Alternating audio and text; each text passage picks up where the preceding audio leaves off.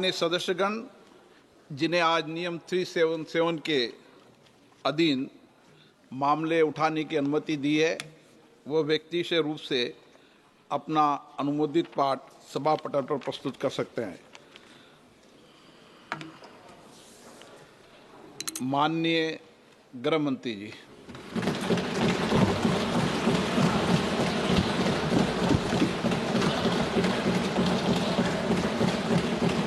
सम्माननीय अध्यक्ष जी, मैं आज पहलगांव में निर्दोष यात्रियों की नृशंस हत्या पाकिस्तानी आतंकवादियों के द्वारा जो की गई और उसके जवाब में देश के प्रधानमंत्री जी ने दृढ़ इच्छा शक्ति का परिचय कराते हुए ऑपरेशन सिंदूर की सेना को परमिशन दी और हमारे वीर जवानों ने सटीकता बहादुरी के साथ पाक स्थित आतंकवादी अड्डों को चूर चूर करने का काम किया। वो घटना पर जो बहस हो रही है, इसमें हिस्सा लेने के लिए मैं खड़ा हुआ हूं। माननीय अध्यक्ष जी, सबसे पहले पहलगांव में जो नृशंस हत्या की गई निर्दोष नागरिकों की, धर्म पूछकर उनको मारा गया, इनके परिवार के सामने मारा गया और बड़ी बर्बरता के साथ ये हत्याएं की गई, इसकी मैं घोर निंदा करता हूं और जो मारे गए हैं इनके परिजनों के साथ अत्यंत हृदय की गहराइयों से मैं संवेदना भी व्यक्त करना चाहता हूं। ऑपरेशन सिंदूर के जवाब में पाकिस्तान के हमारे नागरिक ठिकानों पर गोलीबारी की, इसमें भी कुछ नागरिक हताहत हुए, गुरुद्वारा भी टूटा, मंदिर भी टूटा। जो भी नागरिक उसमें घायल हुए हैं और जो हताहत हुए हैं, वो सभी के प्रति मैं पूरे सदन की ओर से गहरी संवेदना व्यक्त करना चाहता हूं। माननीय अध्यक्ष जी, कल से यहां पर पक्ष और विपक्ष दोनों की चर्चा चल रही है और स्वाभाविक है, जब इस तरह की नृशंस घटना घटे देश में, तब इस पर मुक्त चर्चा भी होनी चाहिए, चिंतन भी होना चाहिए, आगे न हो इसकी व्यवस्था की भी चिंता होनी चाहिए। माननीय अध्यक्ष जी, मैं विषय पर आने से पहले आपके माध्यम से सदन को और सदन के माध्यम से पूरे देश को ऑपरेशन महादेव जो कल एक हुआ है, इसकी जानकारी देना चाहता हूं। माननीय अध्यक्ष जी, कल ऑपरेशन महादेव में सुलेमान उर्फे फैजल जट, अफगान और जिब्रान, 3 आतंकवादी सेना, सीआरपीएफ और जम्मू कश्मीर पुलिस के संयुक्त अभियान में ऑपरेशन महादेव में मारे गए और माननीय अध्यक्ष जी, ये जो सुलेमान है, ए श्रेणी का लश्कर तोयबा का कमांडर था पहलगांव हमले में, और गगनगिर आतंकी हमले में वो लिप्त था। इसके ढेर सारे सबूत हमारी एजेंसियों के पास है। अफगान ए श्रेणी का लश्कर तैयबा का आतंकवादी था और जिब्रान भी ए ग्रेड आतंकवादी था। और माननीय अध्यक्ष जी, मैं सदन को और सदन के माध्यम से पूरे देश को बताना चाहता हूं, जिन्होंने बैसरन घाटी में हमारे प्रवासियों को, नागरिकों को मारा था, ये तीनों आतंकवादी ये थे और तीनों मारे गए।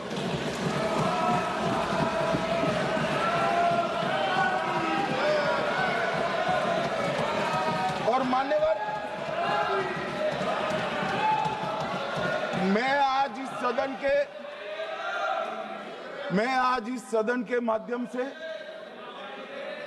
सेना के पैरा 4 सीआरपीएफ के सारे जवान जो अभियान में शामिल थे और जम्मू कश्मीर पुलिस के जो जवान थे वो सभी को सदन और पूरे देश की ओर से बहुत बहुत साधुवाद देना चाहता हूं।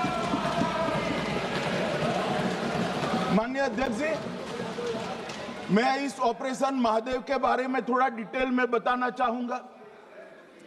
ऑपरेशन महादेव की शुरुआत 22 मई 2025 को एक प्रकार से तो जिस दिन हत्या हुई थी उसी दिन रात को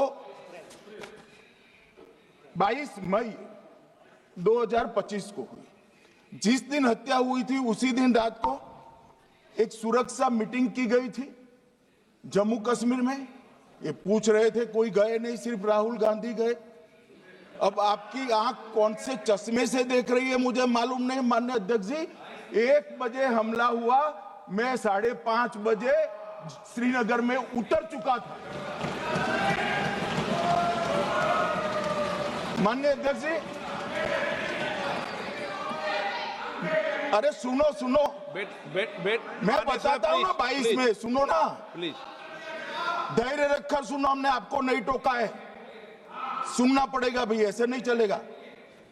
माननीय अध्यक्ष जी, नहीं पर बैठे बैठे मत बोलिए आप भी। माननीय अध्यक्ष जी, 23 अप्रैल को टिप्पणी मत करिए। एक सुरक्षा मीटिंग की गई। सभी सुरक्षा बल, सेना, CRPF, BSF, Jammu Kashmir police, और सबसे पहले उसमें निर्णय किया गया कि जो नृशंस हत्यारे हैं वो देश छोड़कर पाकिस्तान भाग न पाए, इसकी हमने पुख्ता व्यवस्था की और भागने नहीं। 22 मई को आईबी के पास एक ह्यूमन इंटेल आई और एक क्षेत्र के अंदर, दाची गांव क्षेत्र के अंदर आतंकवादियों की उपस्थिति की सूचना मिली। आईबी और सेना द्वारा दाचीकाम क्षेत्र में अल्ट्रा सिग्नल कैप्चर करने के लिए जो इंस्ट्रूमेंट हमारी एजेंसियों ने बनाए हैं, इसके द्वारा इस सूचना को पुख्ता करने के लिए मई से 22 जुलाई तक लगातार प्रयास किए गए। ठंड में ऊंचाइयों पर हमारे सेना के अधिकारी पैदल इनके सिग्नल प्राप्त करने के लिए घूमते रहे, आईबी के अफसर भी घूमते रहे, सीआरपीएफ भी घूमती रही, और मान्यवर 22 जुलाई को हमें सफलता मिली। सेंसर्स के माध्यम से आतंकवादी होने की पुष्टि मिल गई। तब 4 पैरा जो हमारी सेना का एक हिस्सा है, उसकी नेतृत्व में 4 पैरा के जवान, सीआरपीएफ के जवान और जम्मू कश्मीर पुलिस के जवान मान्यवर एक साथ ये आतंकवादियों को घेरने का काम किया। सेना, सीआरपीएफ, जम्मू कश्मीर पुलिस की मीटिंग भी की गई। जो 5 ह्यूमन एसेट्स थे उनको भी वहां भेजा गया, और कुल मिलाकर कल जो ऑपरेशन हुआ, इसमें हमारे निर्दोष नागरिकों को मारने वाले तीनों आतंकी मौत के घाट उतार दिए। मान्यवर, तीनों के नाम मैंने बताए हैं, सुलेमान उर्फे फैजल जट, अफगान और जिब्रान। मान्यवर, वो तो एक आशंका थी कि यही लोगों ने घटना की है, मगर मैं बाद में एनआईए की जांच पर आता हूं, एनआईए ने पहले से ही इनको जिन्होंने आसरा लिया था वो लोगों को गिरफ्तार कर रखा था। उनको खाना पहुंचाने वाले लोगों को अपने कब्जे में रखा था। तो जब आतंकवादियों के शव श्रीनगर आए, इनसे पहचान कराई गई। 4 लोगों ने पहचान लिया, यही 3 लोग थे जिन्होंने पहलगांव में आतंकी घटना को, मगर हमने इस पर भी भरोसा नहीं किया मान्यवर, कोई जल्दबाजी नहीं की। हमने जो आतंकी घटना स्थान से कारतूस मिले थे, वो कारतूस का एफएसएल रिपोर्ट पहले से करा कर रखा था और चंडीगढ़ सेंट्रल एफएसएल के अंदर बैलिस्टिक रिपोर्ट के आधार पर उनका रिपोर्ट तैयार था। जब ये कल आतंकवादी मारे गए, इनकी 3 राइफलें पकड़ी गई। एक M9 अमेरिकन राइफल थी और 2 AK-47 राइफल थी। जो कारतूस मिले थे वो भी M9 और AK-47 के भी थे, मगर हमने इससे भी संतोष नहीं माना।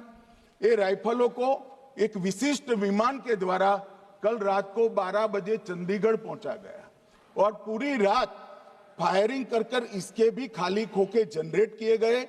2 खोखों का मिलान किया गया, राइफल की नाली और निकले हुए खोखों का भी मिलान हो गया। तब ये तय हो गया कि इन्हीं 3 राइफलों से हमारे निर्दोष नागरिक मारे गए। और मान्यवर, आज मैं सदन को बताते हुए बहुत खुश हूं। मोदी जी ने ऑपरेशन सिंदूर कर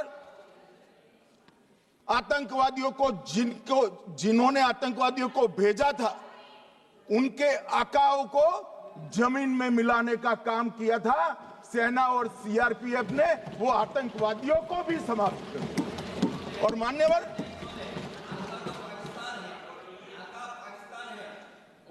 कौन पाकिस्तान से आपकी बात होती है क्या? अरे बैठ जाओ भाई।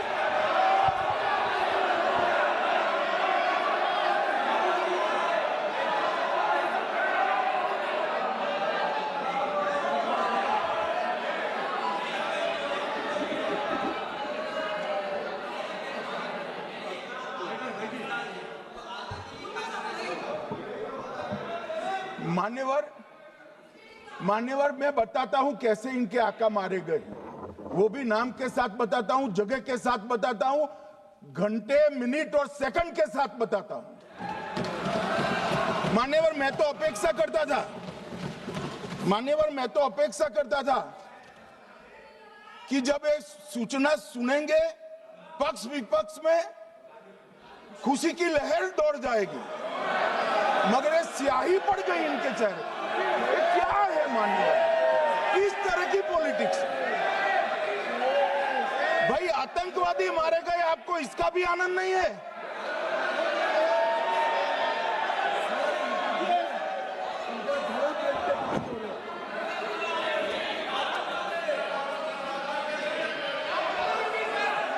अखिलेश जी बैठ जाइए, मेरा पूरा जवाब सुनिए, आपका सब जवाब आ जाएगा। भाई, आप आतंकवादियों का धर्म देखकर दुखी मत होइए।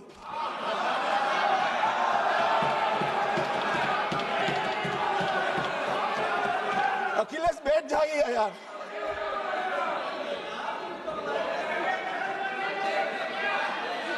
अखिलेश जी बैठ जाइए।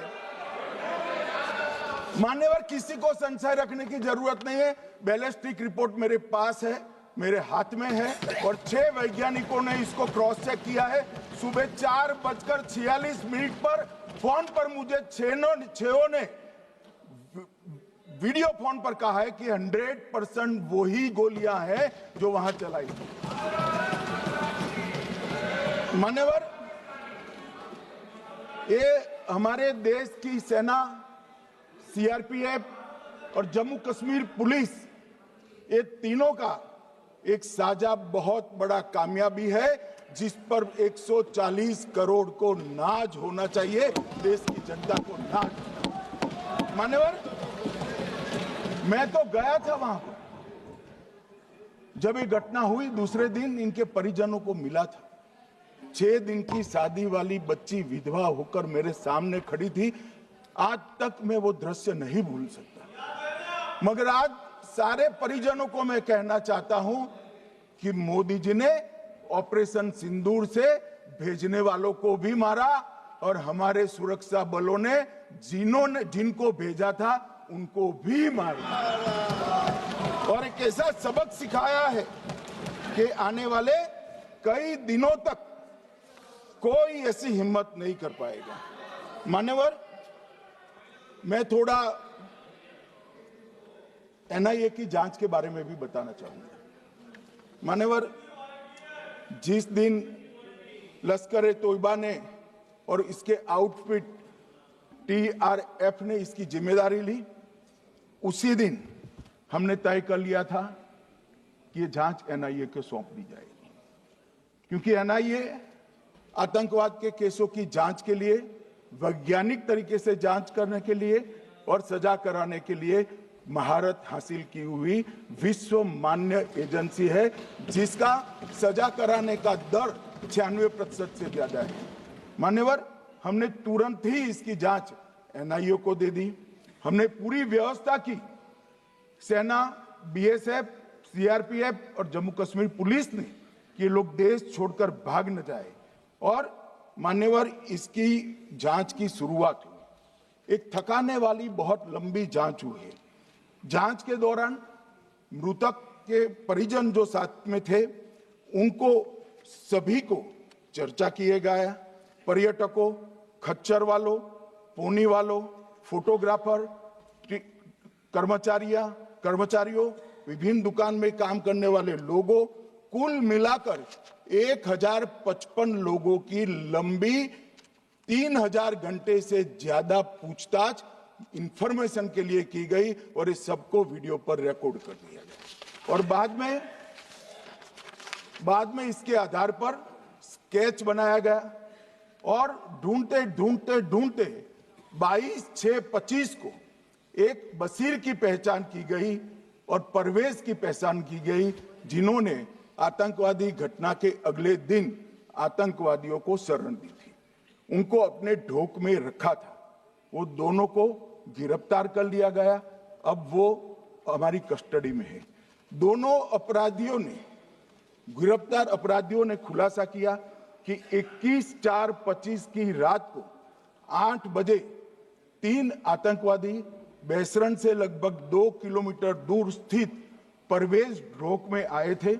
आतंकवादियों के पास AK-47 और M9 कार्बाइन थी। जो 2 आतंकवादियों ने काली पोशाक पहनी थी और एक ने छद्म वेश किया था। खाना खाया, चाय पी और ढोक से निकलते वक्त कुछ खाना, नमक, मिर्च और मसाले लेकर वो चले गए। मान्यवर, उस वक्त हमने जिन खोखों को रिकवर किया था, इसको हमने चंडीगढ़ FSL में टेस्टिंग के लिए भेज दिया। और जब चंडीगढ़ FSL में टेस्टिंग के लिए भेजा गया तो वही राइफल से एप्को आतंकी हमला हुआ था, वो भी निश्चित हुआ। तो आज इसके साथ साथ दूसरे एप्को आतंकी हत्या को अंजाम देने वाले आतंकियों का भी इसके साथ ही समाप्ति हुई है, उनको मार दिया गया है। मान्यवर, और इसके बाद में स्केच बनाया गया। गिरफ्तार किए गए दोनों आरोपियों की माता जो थी, इन्होंने ये तीनों आतंकियों के मृतदेहों को पहचान लिया है। दोनों आतंकवादी घटना में साथ लेने वाले उनके साथियों ने भी पहचान लिया है। और अब उसकी FSL की पुष्टि भी आज सुबह 4 बजे हो गई थी। अब मैं जांच का पूरा ब्यौरा बताना चाहता हूं। मान्यवर, ये हमले में 3 पाकिस्तानी आतंकवादी थे। हमले में 2 AK-47 और 1 M9 कार्बाइन का प्रयोग किया गया था। और अब जो पकड़े गए हैं, इसके सुलेमान के कारण एप्को का मामला भी आज रिजॉल्व हो रहा है और आतंकवादियों को पनाह देने वाले 2 स्थानीय लोगों को भी इस केस में पकड़ लिया गया है।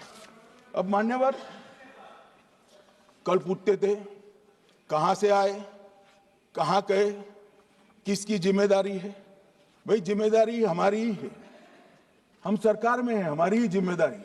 मगर मैं पूछता हूं, जब आप सरकार में थे तब क्या क्या हुआ था, इसकी जिम्मेदारी किसकी थी और क्यों निर्वहन नहीं किया, वो भी बाद में पूछूंगा। जरा धीरज से सुनना। मगर मान्यवर, मुझे एक बड़ा दुख हुआ कल इस देश के पूर्व गृह मंत्री चिदंबरम जी ने सवाल उठाया कि क्या प्रूफ है कि ये आतंकवादी पाकिस्तान से आए, और मान्यवर कब उठाया? जब संसद में चर्चा होने वाली थी। क्या कहना चाहते हैं चिदंबरम साहब? किसको बचाना चाहते हैं? पाकिस्तान को बचाकर आपको क्या मिलेगा? वो ये कह रहे हैं कि और क्या है, मत जवाब दो ना।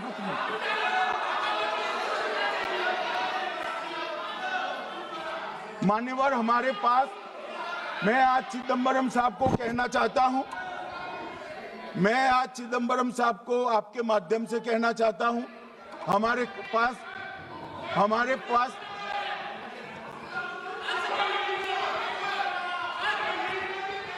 मान्यवर हमारे पास प्रूफ है, वो भी मैं सदन के सामने रखना चाहता हूं कि तीनों पाकिस्तानी थे। 3 में से 2 के पाकिस्तान के वोटर नंबर भी आज हमारे पास उपलब्ध है। मान्यवर ये राइफलें हैं, ये राइफलें भी हमारे पास उपलब्ध है। इनके पास से जो चॉकलेटें मिली हैं, वो चॉकलेटें ढोक में से मिली, वो भी पाकिस्तान की बनाई हुई चॉकलेट है।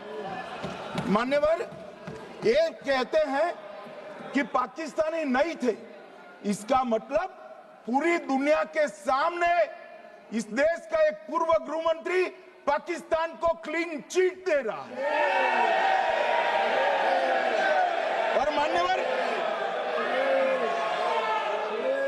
और मान्यवर वो पाकिस्तानी आतंकवादी नहीं थे, ऐसा बोलकर श्री चिदंबरम अगर पाकिस्तानी आतंकवादी नहीं थे तो पाकिस्तान पर हमला क्यों किया, वो भी सवाल खड़ा कर रहे हैं। मान्यवर आज पूरी दुनिया ने हमारे संसद सदस्य गए थे, स्वीकारा था कि हमला पाकिस्तान ने किया है, और इस देश का गृह मंत्री जो कांग्रेस पार्टी से आता है वो कहता है कि क्या सबूत है। अरे मुझसे मांगते, मैं दे देता, टीवी से मांगते हैं, पूरी दुनिया के सामने उजागर करते हैं, शख्स सुबह खड़ा करते हैं। पाकिस्तान को बचाने का इनका ये षड्यंत्र आज 130 करोड़ लोग जान रहे हैं। बच नहीं पाओगे आप लोग, बच नहीं पाओगे। मान्यवर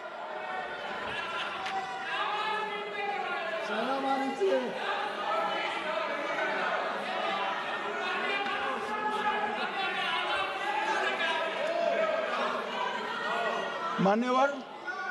अब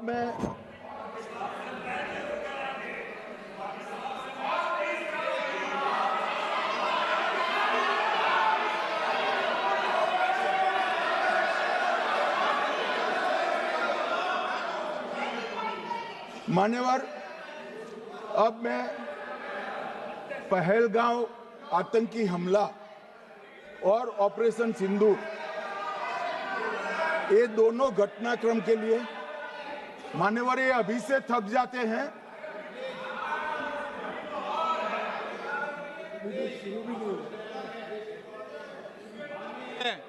प्लीज बैठिए।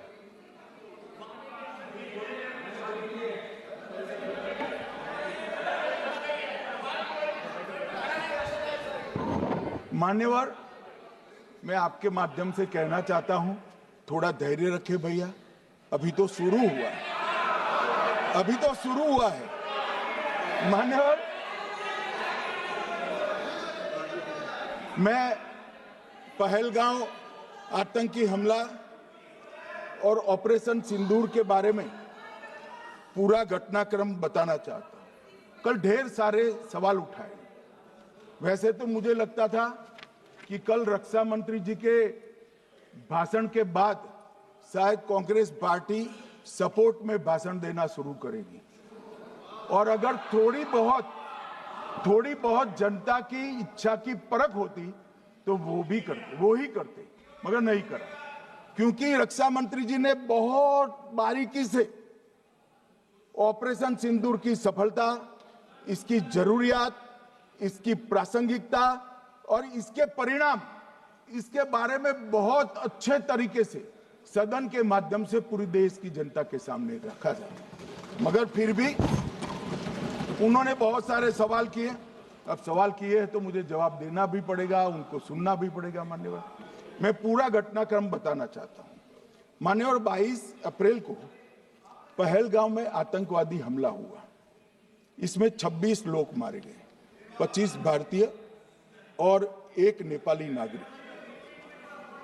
हमने उसी वक्त मैं श्रीनगर जाने के लिए निकल गया। रात को ही सुरक्षा बलों की मीटिंग कर ये भाग न पाए इसकी व्यवस्था की। माननीय मोदी जी ने 23 और 30 अप्रैल को सीसीएस की मीटिंग चेयर की। ये कह रहे हैं, मैं आज बताना चाहता हूं कि सीसीएस की 23 अप्रैल की मीटिंग में क्या हुआ। सबसे पहला कांग्रेस पार्टी का ब्लंडर था सिंधु जल संधि, इसको स्थगित करने का काम नरेंद्र मोदी जी ने किया। हमने अटारी के माध्यम से एकीकृत जांच चौकी जो चलती थी उसको बंद कर दिया। पाकिस्तानी नागरिकों के सार्क वीजा को सस्पेंड कर सभी को वापस पाकिस्तान भेजने का काम किया।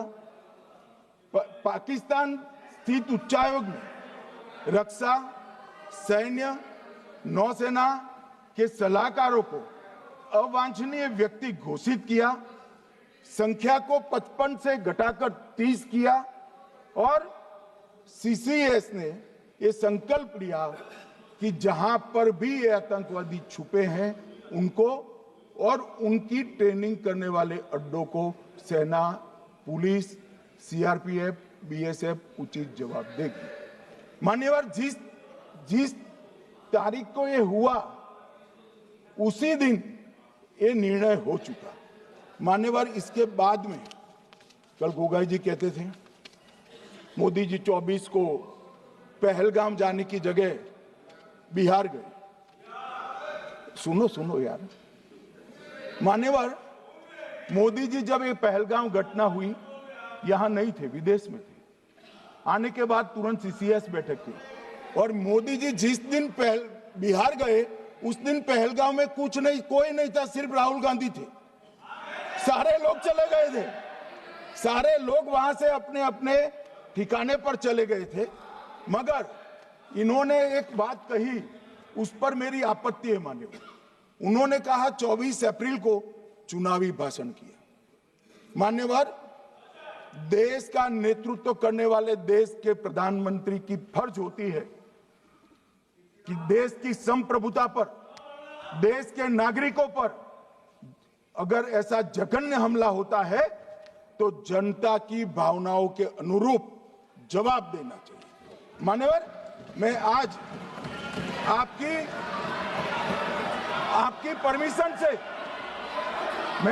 परमिशन से मोदी जी के बिहार भाषण के कुछ अंश पढ़ना चाहता हूं। कोट अनकोट है। 22 अप्रैल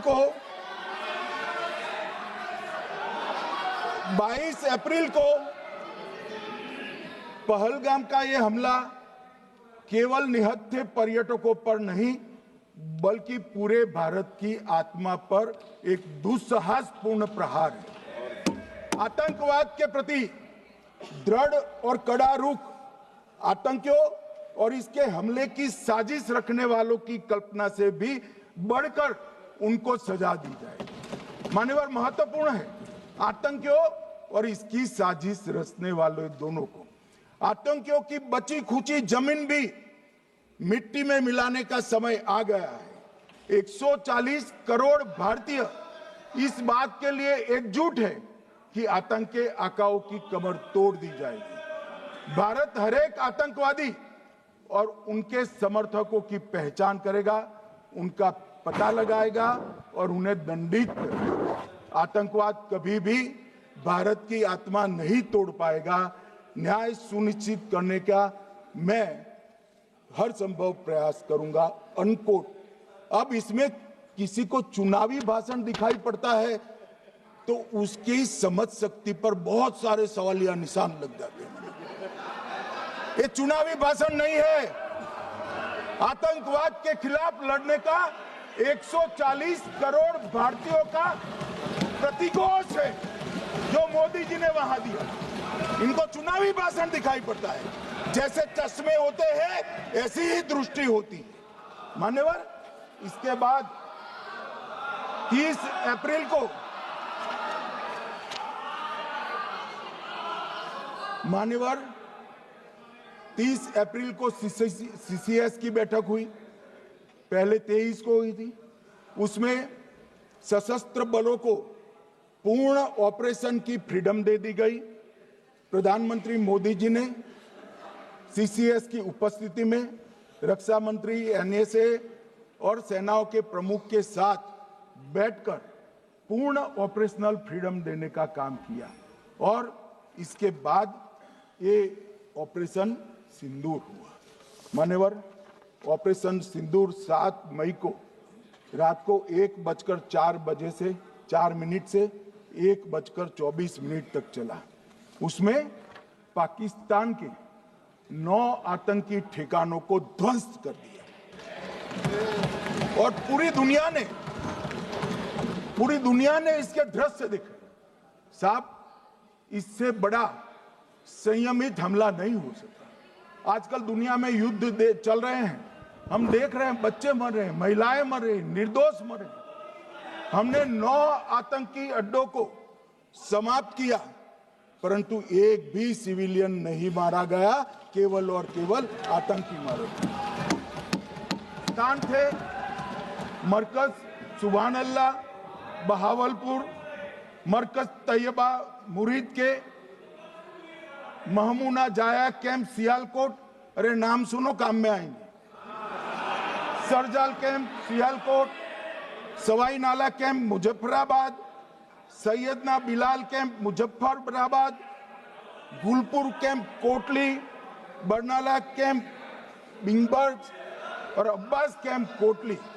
मान्यवर, सर्जिकल स्ट्राइक और एयर स्ट्राइक में हमने पाक ऑक्यूपाई कश्मीर में ही हमला किया, एक प्रकार से भारत के हिस्से पर ही हमला किया। पाक ऑक्यूपाई कश्मीर हमारा ही, तो हमने तो हमारे हिस्से में हमला किया। मगर इस बार 100 किलोमीटर अंदर घुसकर पाकिस्तान की भूमि पर आतंकवादियों को तबाह करने का काम। और मान्यवर, ये आतंकी के ठिकानों पर हमला हुआ, इसमें मारा कौन गया?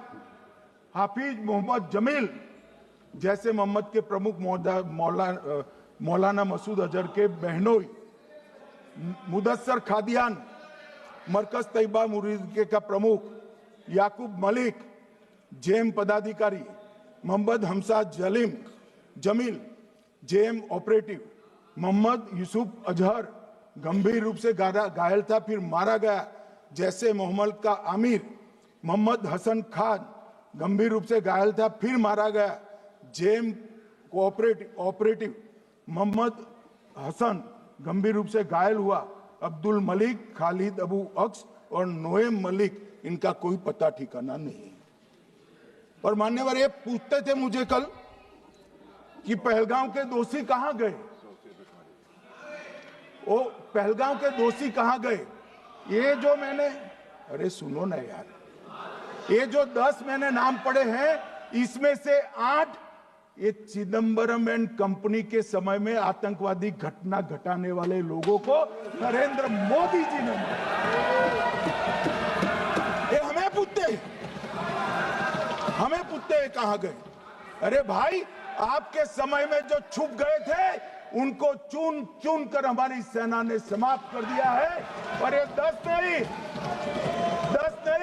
कल राजनाथ जी घबराते बोले हैं, अब ऑथेंटिक शब्द का है, मैं बढ़ा नहीं सकता, मगर कम से कम 100 लोगों को हमारी सेना ने समाप्त, 100 से अधिक लोगों को हमारी सेना ने समाप्त करने का काम। मान्यवर, और इस पर भी गर्व नहीं कर सकते आप, इस पर भी गर्व नहीं कर सकते।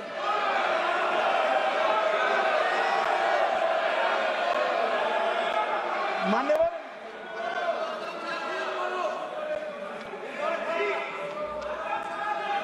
मान्यवर 7 मई को 1:26 पर 22 मिनट पर ये हमारा काम समाप्त हो गया। हमारे डीजीएमओ ने उनके डीजीएमओ को बता दिया कि भाई हमने आतंकवादी हमलों पर स्थानों पर सिर्फ हमला किया है, इनके हेडक्वार्टर पर हमला किया है, जो हमारा आत्मरक्षा का अधिकार है। पूरी दुनिया इसको एक्नॉलेज करती है। ऐसा नहीं हो सकता है मनमोहन सिंह के समय की तरह कि वो आकर मारेंगे और हम चुपचाप बैठे रहेंगे और जाकर चर्चा करेंगे। ये नरेंद्र मोदी सरकार, ऐसा नहीं हो सकता। डोजियर भेजते रहेंगे। मान्यवर, उरी में हमला हुआ, हमने सर्जिकल स्ट्राइक किया। पहलगाम में हमला हुआ, एयर स्ट्राइक करा, और अरे पुलवामा में हुआ, एयर स्ट्राइक करा, और पहलगाम में हमला किया। 100 किलोमीटर अंदर जाकर 9 अड्डों और 100 से ज्यादा आतंकवादी को समाप्त। मान्यवर, अब देखें, हमने तो हमला किया था पाकिस्तान स्थित टेररिस्ट ठिकानों पर। अब पाकिस्तान से गलती हो गई। टेररिस्ट ठिकानों पर जो हमला किया था उसको वो अपने पर का हमला मान बैठे और पूरी दुनिया में कहते थे कि हमारा टेररिज्म से कोई लेन देन नहीं है। ये तो अब ऐसे ही ग्रुप करते, हम तो विक्टिम है, जो मनमोहन सिंह ने सर्टिफाइड भी कर दिया था कि ये भी विक्टिम है। मान्यवर, मगर दूसरे दिन इनकी श्रद्धांजलि का कार्यक्रम हुआ और पाकिस्तान को मालूम नहीं पड़ा कि ये पूरी दुनिया देखेगी। सेना के आला अफसर उनके नमाजे जनाजा में उपस्थित हुए, उनके जनाजे को कंधा दिया और ये सारे आतंकवादियों के जनाजे के जुलूस के अंदर पाकिस्तानी सेना, इनके अफसर, आईएसआई के अफसर, वहां की पुलिस के अफसर अश्रुभीनी आंख के साथ जुड़े थे। और मान्यवर, ये सिंदूर ने पाकिस्तान को पूरी दुनिया में एक्सपोज कर दिया कि पाकिस्तान के अंदर टेररिज्म स्टेट स्पॉन्सर्ड टेररिज्म है। ये पूरी तरह से मान्यवर, पूरी तरह से एक्सपोज हो गया। 8 मई को पाकिस्तान ने हमारे रिहायशी इलाकों में हमला किया, हमारे सेना के अड्डों पर हमला किया, मगर एक भी मिसाइल से उनका कुछ नुकसान नहीं कर पाई। बहुत नजदीक से की हुई गोलाबारी के कारण हमारे गुरुद्वारा टूटा, एक मंदिर टूटा, कुछ हमारे नागरिक हताहत हुए।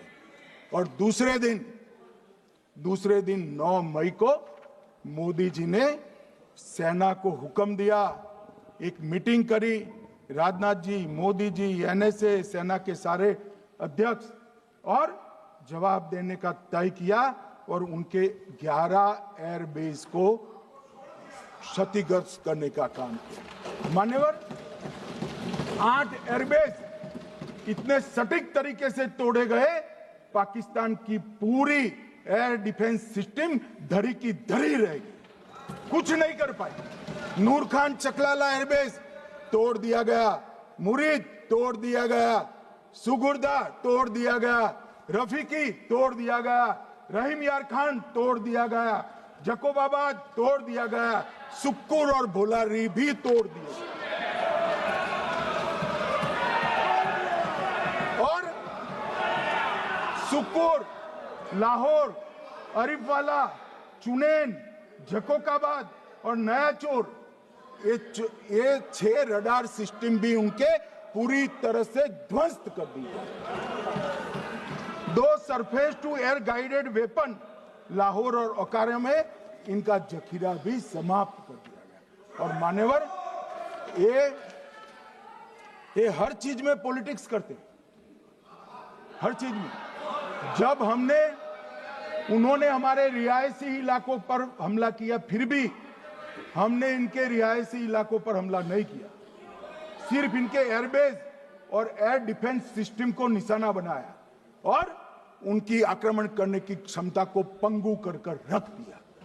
हमारी पूरी सेना, पूरी वायुसेना पूरी नौसेना अक्षुण्ण थी और उनकी हमला करने की क्षमता को हमने छिन्न विछिन्न कर दिया। पाकिस्तान के पास शरण में आने के अलावा और कोई चारा ही नहीं था। इसलिए मान्यवर, इसलिए 10 मई को डीजीएमओ ने, पाकिस्तान के डीजीएमओ ने भारत के डीजीएमओ को फोन किया और 5 बजे हमने इस संघर्ष को विराम किया। अब मान्यवर,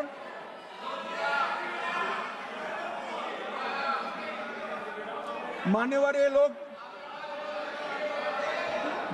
लोग कल सवाल उठा रहे थे कि इतनी अच्छी पोजीशन में थे, आपने युद्ध क्यों नहीं किया?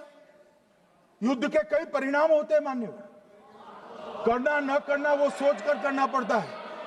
मगर मैं इसी देश के इतिहास से कुछ घटनाएं बताना चाहता हूं। 1948 में मान्यवर, कश्मीर में हमारी सेनाएं निर्णायक बढ़त पर थी।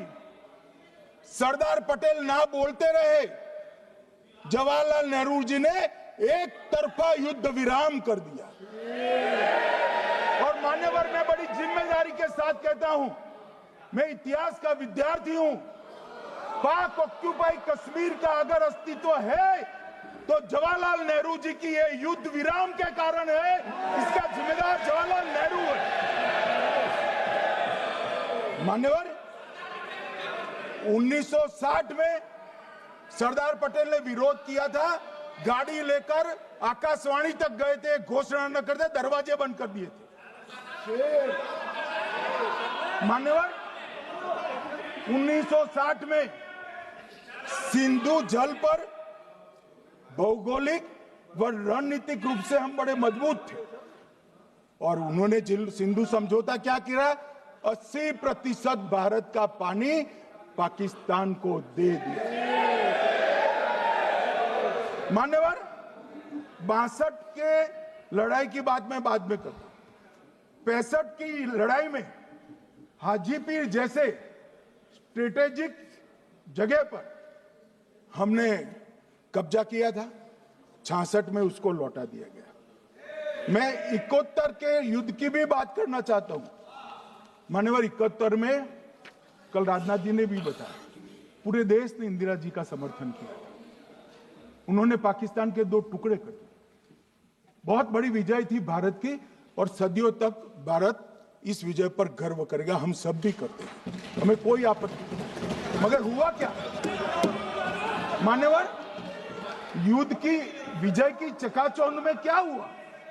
93 हजार युद्धबंदी हमारे पास थे, 93 हजार, और 15,000 वर्ग किलोमीटर क्षेत्र पाकिस्तान का हमारे पास था। 93 हजार युद्धबंदी उस वक्त की पाकिस्तान की सेना का 42% और 15,000 वर्ग किलोमीटर क्षेत्र। मगर शिमला में समझौता हुआ, पाक ऑक्यूपाई कश्मीर मांगना ही भूल गए। अगर उस वक्त पाक ऑक्यूपाई कश्मीर मांग लेते, न रहेगा बांस, न बजती बांसुरी। ये कैंप तोड़ने की जरूरत न पड़ती साहब आपको, हमको। मान्यवर, इतना ही नहीं, पाक ऑक्यूपाई कश्मीर तो नहीं लिया, मांगना ही भूल गए। 15,000 वर्ग किलोमीटर की जीती हुई भूमि भी वापस दे दी। तय हुआ था पाकिस्तानी नरसंहार के लिए युद्ध अपराध न्यायाधिकरण बनेगा, नहीं बना। सेना ने पूर्वी पाकिस्तान में नरसंहार किया था। 195 पाकिस्तानी अधिकारियों पर मुकदमा चढ़ना था। भुट्टो अपने साथ इंदिरा जी के सामने से छुड़ा कर ले गए।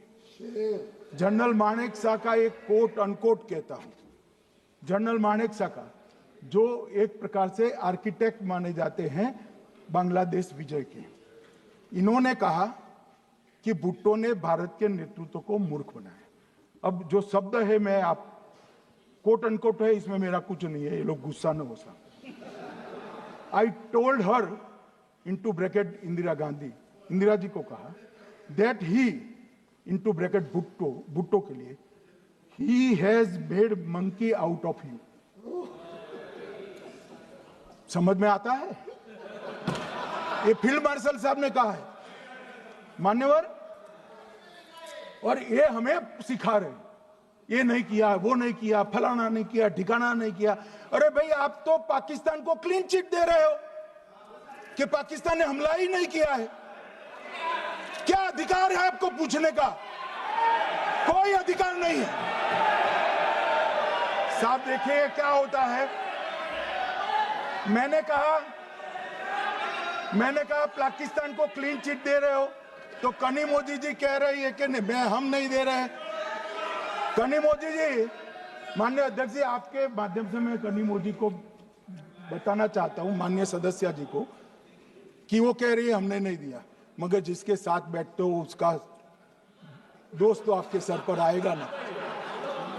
चिदंबरम जी कर रहे हैं, आपके राज्य से है, कांग्रेस के प्रमुख नेता है, देश के पूर्व गृह मंत्री कह रहे हैं कि पाकिस्तान ने आतंकवादी नहीं भेजे थे। क्या क्लीन चिट देना चाहते? किसी को अधिकार नहीं है साहब यहां आतंकवाद पर बोलने का, किसी को अधिकार नहीं। मान्यवर, मैं अब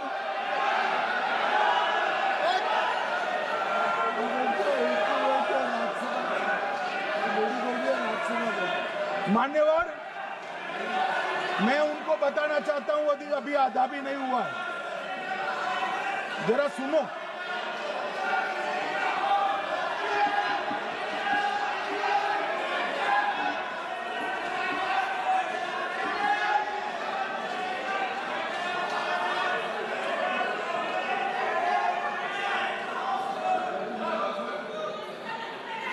मान्यवर, 62 के चीन में क्या हुआ, 62 के युद्ध में क्या हुआ? मान्य, ये अभी कल कुछ कांग्रेस के सदस्य चीन का सवाल पूछ रहे थे, मैं आज पूछना चाहता हूं, 62 के युद्ध में क्या हुआ? 38,000 वर्ग मीटर, पूरा सदन ध्यान से सुने, 38,000 वर्ग मीटर अक्साई चीन का हिस्सा चीन को दे दिया गया, और वर्ग किलोमीटर ही बोला, वर्ग किलोमीटर। और मान्यवर, ऐसी ही चर्चा उस वक्त सदन में हुई, मैं तो बड़ी गंभीरता से जवाब दे रहा हूं, मुझे बोलने नहीं देते। जवाहरलाल नेहरू जी ने क्या कहा? वहां घास का एक तिनका भी नहीं उगता है, वो जगह को क्या करो? तो एक संसद सदस्य ने, नेहरू जी का सर मेरे जैसा था, महावीर प्रसाद त्यागी जी ने कहा कि आपके सर पर भी एक बाल नहीं, वो चीन बेच दे क्या? मान्यवर इस तरह से जवाब देते थे, नॉन सीरियस टाइप के जवाब। और कल गोगोई जी बड़ा बड़ा उछल उछल कर बोल रहे थे। अरे गोगोई जी, आपको मालूम है उन्होंने चीन के बारे में, आसाम के बारे में क्या कहा था? आसाम को आकाशवाणी पर बाय बाय कह दिया था। रिकॉर्डिंग है, रिकॉर्डिंग है।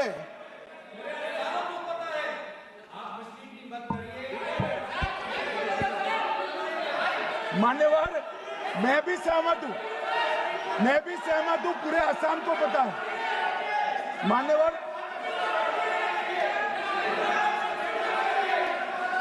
मान्यवर,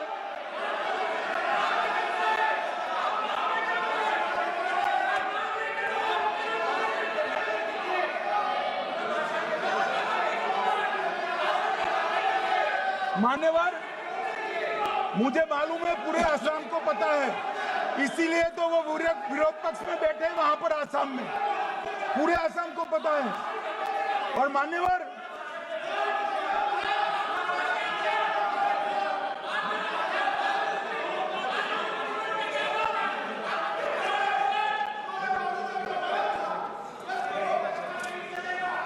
मान्यवर,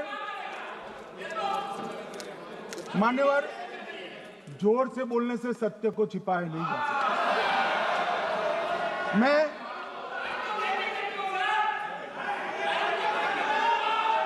मान्यवर, मैं selected words of Jawaharlal Nehru series volume 29 पृष्ठ 231 पर से एक जवाहरलाल नेहरू जी के पत्र को कोट करना चाहता हूं। अनौपचारिक रूप से संयुक्त राज्य अमेरिका ने यह सुझाव दिया कि चीन को संयुक्त राष्ट्र में तो ले लिया जाए, मगर सुरक्षा परिषद को नहीं। सुरक्षा परिषद में भारत को लेना चाहिए। यह अमेरिका का प्रस्ताव था। नेहरू जी ने कहा, हम इसे स्वीकार नहीं करते क्योंकि इससे चीन के साथ हमारे संबंध खराब होंगे और चीन जैसे महान देश को बुरा लगेगा। मान्यवर, आज चीन सुरक्षा परिषद में है और भारत बाहर है।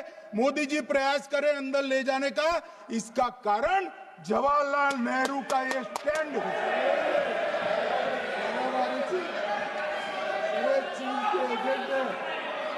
और मान्यवर, ये तो पीढ़ी दर पीढ़ी चलता आ रहा है। राजीव गांधी फाउंडेशन ने चीन के साथ एमओयू कर दिया। अब कहते नहीं है कि एमओयू में क्या था, ये तो बताओ भाई, क्या एमओयू किया था राजीव गांधी फाउंडेशन ने? और जब डोकलाम में हमारे सेना के जवान चीन की सेना के सामने आंख में आंख डालकर बैठे थे, वो चीन के राजदूत के साथ राहुल गांधी मीटिंग कर रहे थे। ये मान्यवर, ऐसा नहीं है। जवाहरलाल नेहरू, सोनिया गांधी, राहुल गांधी, तीन पीढ़ी तक के चीन का प्रेम उतरता जा रहा है। मान्यवर,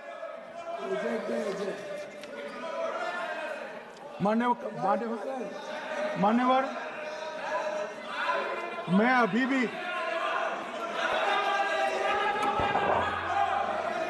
भी एक बात इस महान सदन के माध्यम से देश की जनता को कहना चाहता हूं, जो मेरी मान्यता है। ये सारी आतंकवाद की जड़ पाकिस्तान है और पाकिस्तान कांग्रेस पार्टी की भूल है। पार्टीशन स्वीकार न करते, पाकिस्तान कभी न होता।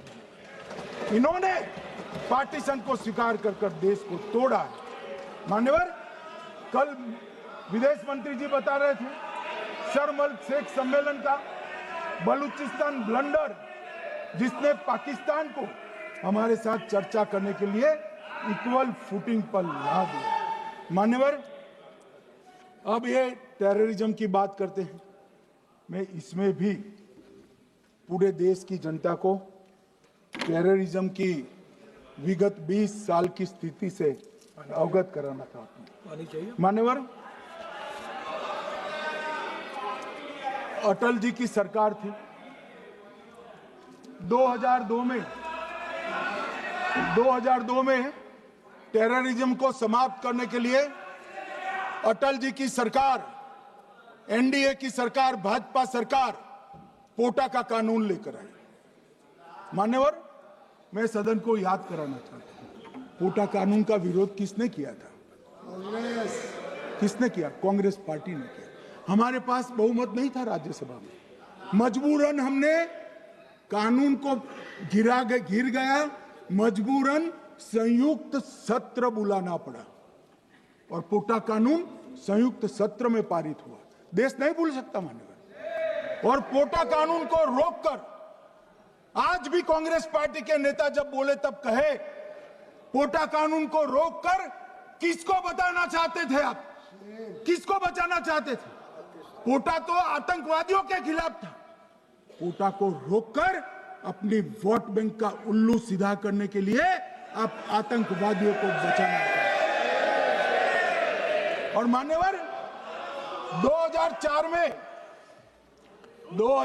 में अटल जी की सरकार गई, मनमोहन सिंह, सोनिया गांधी की सरकार आई। आते ही पहला काम क्या किया मान्यवर?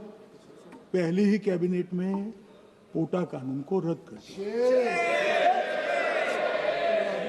मैं फिर से पूछता हूं, किसके फायदे के लिए कांग्रेस पार्टी ने पोटा कानून रद्द किया?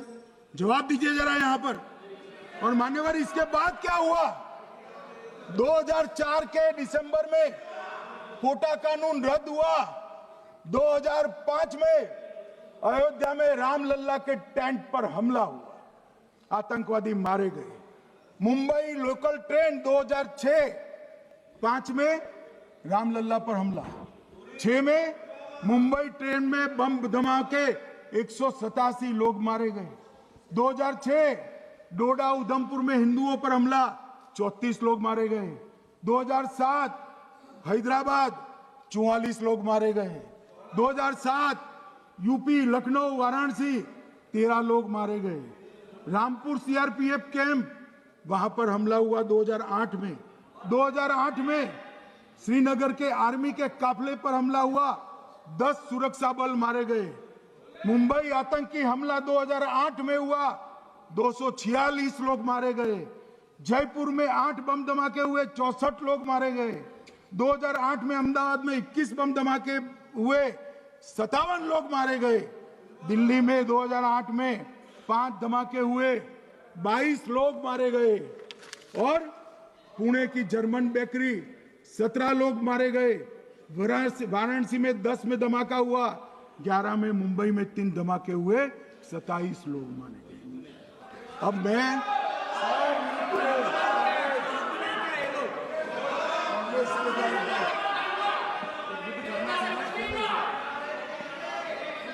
मान्यवर,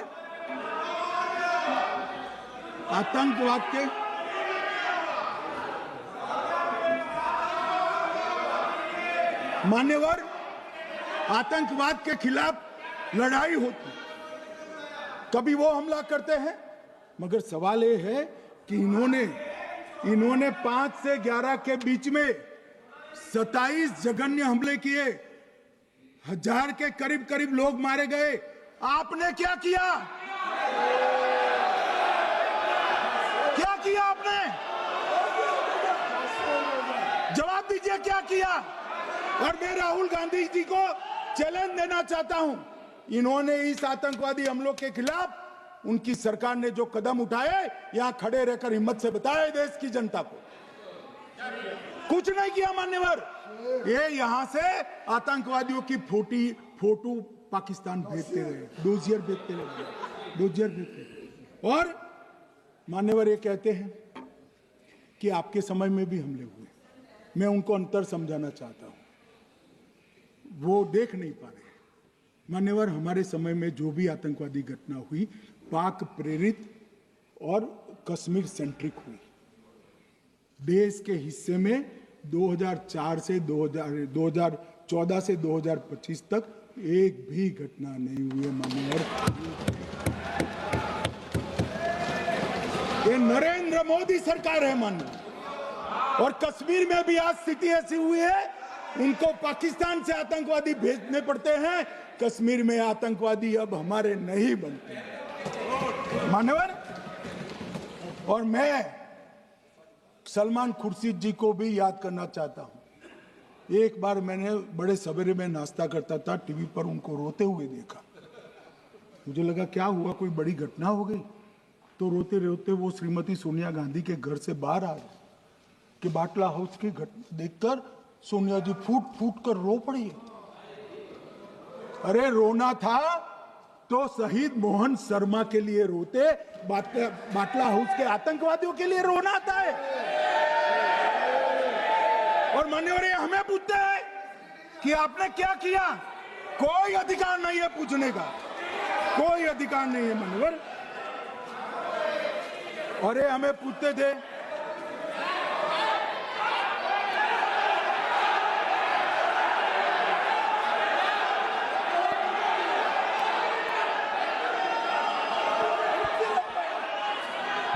मान्यवर, अभी 25% बाकी।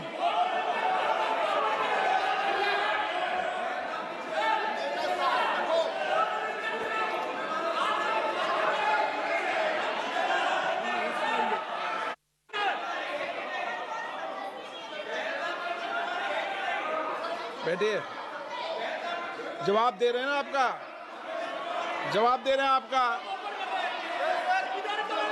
पहलगांव के बाद जो घटनाक्रम घटित, उसका जवाब दे दिया ना माननीय गृह मंत्री जी ने।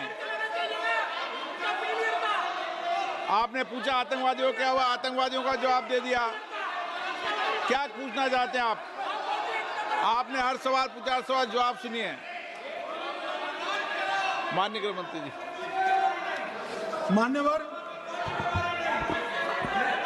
मान्यवर, इन लोगों को कल ऐसा था कि ये जो बहसरन के गुनहगार है वो पाकिस्तान भाग गए, तो बड़े आवाज से पूछते थे, भाग गए भाग गए भाग गए, गृह मंत्री क्या करता है, जिम्मेदारी ले।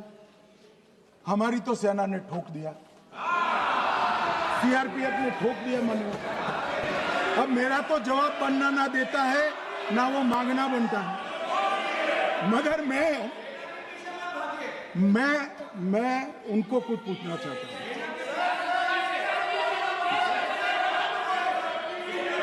मान्यवर,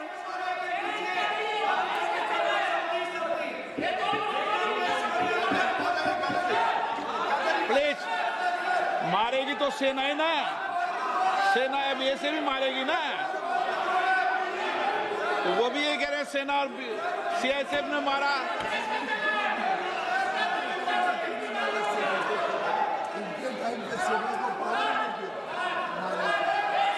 मान्यवर, ये कहते हैं, साहब इसको बिठाओ जरा।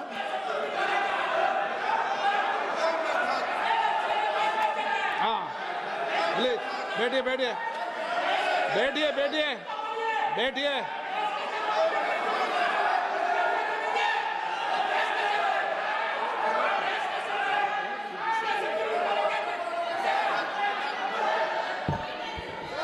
सबको मान्यवर, ये लोग मुद्दा उठाना चाहते हैं तो जरूर उठाए।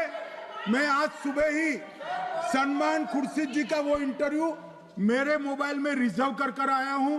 आप जब भी कहोगे ये पूरे टीवी पर बताने के लिए मैं तैयार हूं।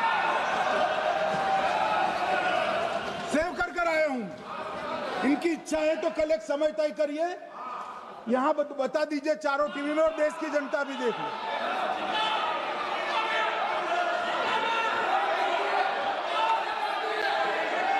मान्यवर कह रहे हैं, बताओ, आप बताओ, बताना है या नहीं बताना? ले पूछो ना उनको। Please please.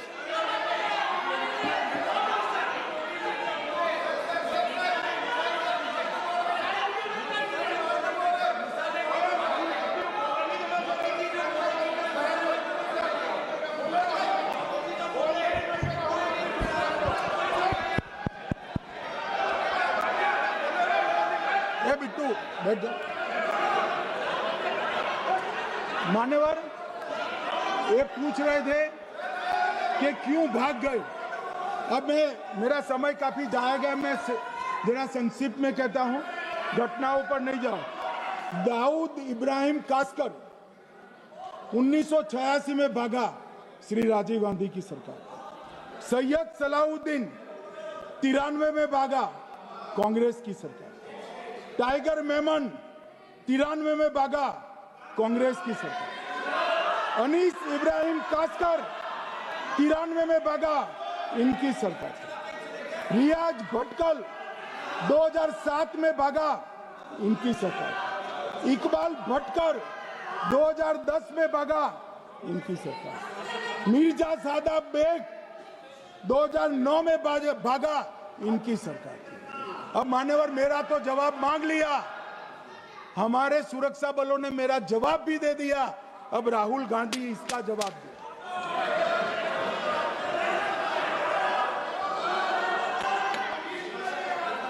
मान्यवर, अब मैं कश्मीर के विषय में मैं बात करना चाहता हूं।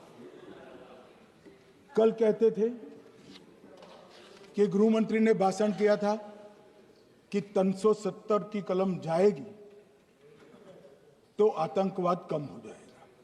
क्या हो? मान्यवर, मेरा हिसाब देना बनता है।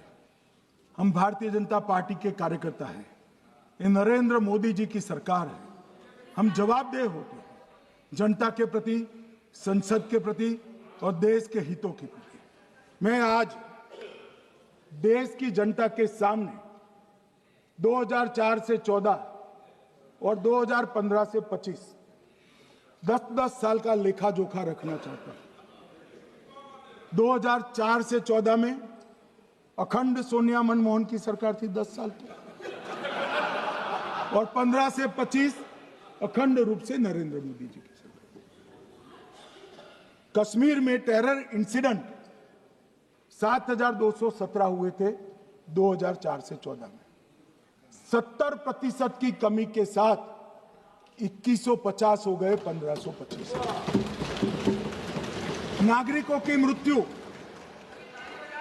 2004 से 14 में 1770 हुई, 2015 से 25 में कम होकर 357 हो गई, 80%। सिक्योरिटी फोर्सेस की मृत्यु 1060 हो गई उस वक्त, और हमारे समय में 542 हुई, और टेररिस्टों की मृत्यु में 123% की वृद्धि हुई। ये हमें पूछ रहे हैं क्या हुआ? आंकड़े से भाग नहीं सकते भाई, आंकड़े से भाग नहीं सकते। और अब मैं कहता हूं कि धारा 370 ने कश्मीर में आतंकवादी इकोसिस्टम को नष्ट कर दिया है, जिस धारा 370 को आपने इतने साल तक बचा कर। हमने जीरो टेरर प्लान बनाया है, एरिया डोमिनेशन प्लान बनाया है, मल्टी लेवल डिप्लॉयमेंट किया है, सुरक्षा जेलें बनाई हैं, 98% ट्रायल अब वीडियो पर हो रहे हैं, हमने संचार साधन बसाए हैं, और 702 फोन विक्रेता जेल में डाले, 2667 सिम कार्ड बन गए। हमने, एक जमाना था साहब 10-10 हजार लोगों के जनाजे निकलते थे, पूरे देश ने घटनाएं देखी होगी, बुरहान वानी मर गए, फला मर गए, ढिका मर गए, 10-10 हजार। अब जो मारा जाता है उसको वही दफना दिया जाता है। किसी भी आतंकवादी को उसका महिमा मंडन करने के लिए जनाजे की इजाजत नरेंद्र मोदी के शासन में नहीं। मान्यवर, आतंकवादियों के सगे वाले और समर्थक चुन चुन कर हमने नौकरियों से निकाले, पासपोर्ट रद्द कर दिए हैं, गवर्नमेंट कॉन्ट्रैक्ट रद्द कर दिए हैं, 75 से ज्यादा आतंकी समर्थकों को कोर्ट से ऑर्डर लेकर सरकार से बर्खास्त कर दिया गया है। बार काउंसिल उनके समर्थकों से भरी थी, सस्पेंड कर नया लोकप्रिय चुनाव हमने कराया है। मान्यवर, कई संगठन बैन करे, मैं बाद में बताता हूं। विशेष यूएपीए अदालतें बनाई हैं, लगभग मार्च 22 से 25 के बीच में यूएपीए के 2267 मामले हमने जब्त किए हैं, दर्ज किए हैं, 374 कुर्की की है। और परिणाम क्या है मान्यवर? ये पूछ रहे हैं परिणाम क्या है? शुतुरमुख वृत्ति से अगर मिट्टी में सर रखकर बैठोगे तो कुछ नहीं, सूर्य भी नहीं दिखेगा। मान्यवर, परिणाम आया है। पहले ऑर्गेनाइज्ड टाउन पेल्टिंग साल की 2654 होती थी एवरेज इनकेस में। कितनी मान्यवर? 2654 पथरा होते हैं, 2024 में 0 हो गए। मान्यवर, ऑर्गेनाइज हड़ताल पाकिस्तान से ऐलान करते थे, घाटी बंद रहती थी। पाकिस्तान की भी हिम्मत नहीं है, घाटी में भी हिम्मत नहीं है। इनके समय में साल में 132 दिन घाटी बंद रहती थी, अब ऑर्गेनाइज हड़ताल 3 साल से 0 है। मान्यवर, टाउन पेल्टिंग में नागरिकों की मृत्यु हर साल 112 होती थी, 3 साल से नागरिकों की मृत्यु 0 है। मान्यवर, जख्मी होते थे 6235 लोग टाउन पेल्टिंग में, आज 0। मान्यवर, आज मैं बताता हूं, एक समय में हुर्रियत के नेताओं को यहां वीआईपी ट्रीटमेंट मिलता, हुर्रियत के साथ चर्चा करते थे, और ये हुर्रियत वाले आते थे, रेड कारपेट पूरा रोड खाली कर सीधा आता था, और मनमोहन सरकार के दूत इनके साथ चर्चा करते थे। सारे हुर्रियत के कंपोनेंट हमने बैन कर दिए हैं, सारे जेल की सलाखों के पीछे। हम कोई हुर्रियत से बात करना नहीं चाहते। मैं सदन में नरेंद्र मोदी जी की नीति दोहराना चाहता हूं। हुर्रियत टेररिस्ट संगठनों के आउटफिट है, हम इनसे बात नहीं करेंगे। हम अगर किसी से बात करेंगे तो घाटी के युवाओं के साथ बात करेंगे, हुर्रियत के साथ बात। मान्यवर, चुनाव के दौरान डर का माहौल होता था, अब 98.3% मतदान हुआ पंचायत चुनाव। कांग्रेस की बंद बहिष्कार का समय बंद हो गया। सेपरेटिस्ट बात करना चाहते थे, अब वो नहीं कर सकते। और मान्यवर, 2019 के बाद हमने कितने संगठन बैन करे, मैं बोलना चाहता हूं, थोड़ा समय चाहिएगा मान्यवर। The TRF, People's Anti Fascist Front, Tehreek ul Mujahideen, Jamaat ul Mujahideen Bangladesh Hindustan, Jammu Kashmir Ghaznavi Force, Khalistan Tiger Force, Hizb ut Tahrir, जमाते इस्लामी, जो जमाते इस्लामी ने पूरे पाकिस्तान के अंदर एक प्रकार से अलगाववाद का जहर घोला, वो जमाते इस्लामी आज बंद कर दिया गया। Jammu Kashmir Liberation Front, Jammu Kashmir Democratic Freedom Party, Muslim League Jammu Kashmir, Tehreek Hurriyat, Muslim Conference सुमजी गुट, Jammu Kashmir National Front, Jammu Kashmir Peoples Freedom League, Jammu Kashmir Peoples League, Jammu Kashmir Ittehadul Muslimeen Awami Action Committee, Sikh for Justice और पॉपुलर फ्रंट ऑफ इंडिया को भी हमने बैन किया। और ये शांति ऐसे नहीं हुई है। और ये कहते हैं कि एक भी घुसपैठ नहीं होती है। कभी गए हो आप पाकिस्तान? तो कई बार गए हो गए आप सीमा पर गए हो? पाकिस्तान तो कई बार गए हो, फिर से बोलता हूं, सीमा पर गए हो, सीमा के माध्यम से पाकिस्तान गए हो। हमारे जवानों की कठिनाई देखो साहब, -43 डिग्री में पहाड़ पर रहकर नदी नालों के बीच में चौकी करते हैं। कोई घुस गया तो क्या हुआ? कोई घुस गया, वो बचेगा नहीं। यहां हम उसको या तो अरेस्ट करेंगे या तो एनकाउंटर में वो मारा जाएगा, बचेगा कोई नहीं। इनको सीमा की भौगोलिक कठिनाइयां मालूम नहीं। वहां मान्यवर कई नदी नाले हैं, वेग से पानी आता है, -46 डिग्री टेम्परेचर है, नीचे सुरंगें बनाते हैं। और ये तो ऐसे कह रहे हैं घुस गए। अरे भाई, आपके मन में तो, आपके समय में तो घुसने की जरूरत ही नहीं थी। आप बुलाते थे वीजा देकर, क्यों घुसेंगे? घुसने की जरूरत ही नहीं। जैसे आप पाकिस्तान जाते हो वैसे वो यहाँ आते। मान्यवर, अब ये कैसे हमें पूछ सकते हैं? मान्यवर,